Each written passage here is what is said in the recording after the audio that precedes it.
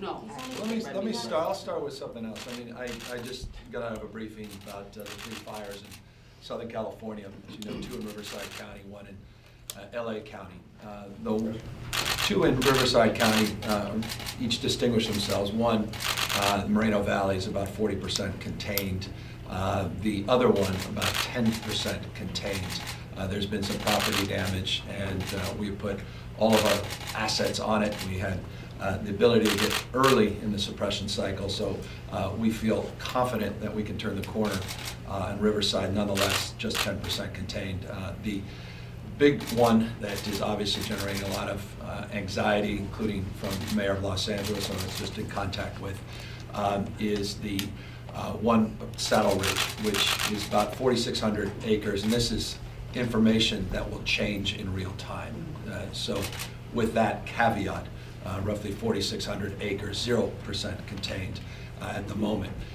We were successful in our pre-positioning strategies, and as a consequence, our assets have gotten to the site of fire as quickly as possible.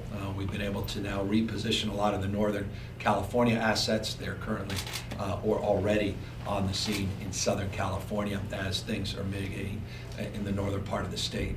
As some of you know, last night and this morning, roughly 500,000 customers are now re-energized in Northern California, leaving approximately 240,000 customers.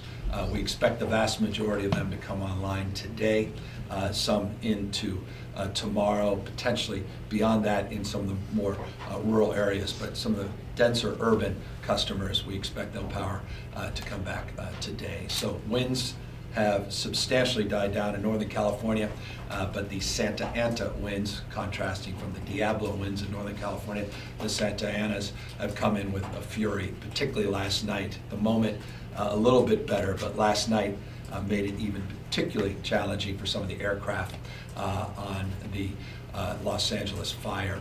But nonetheless, we've got the equipment down there, and we have the benefit of what we call an FMAG. I want to thank the President and FEMA.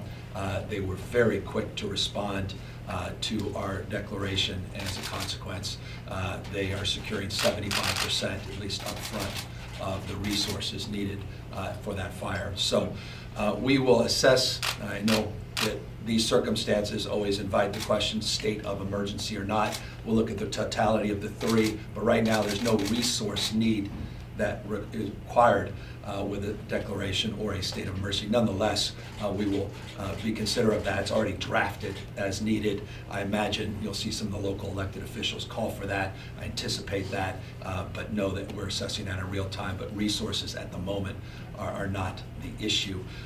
It's more of a resourcefulness in terms of collaboration and cooperation with CAL FIRE, LA County, Riverside County, LA City. You get the gist. So that's what we're doing for the moment. There was some de-energization down there as well in San Diego and at Edison, familiar to all of us here in Northern California. But we are entering peak fire season, particularly in the southern part of the state with the Santa Anas. And we're not out of the woods by any stretch of the imagination in Northern California, despite what has been, relatively speaking, a better season than we've experienced in the last decade.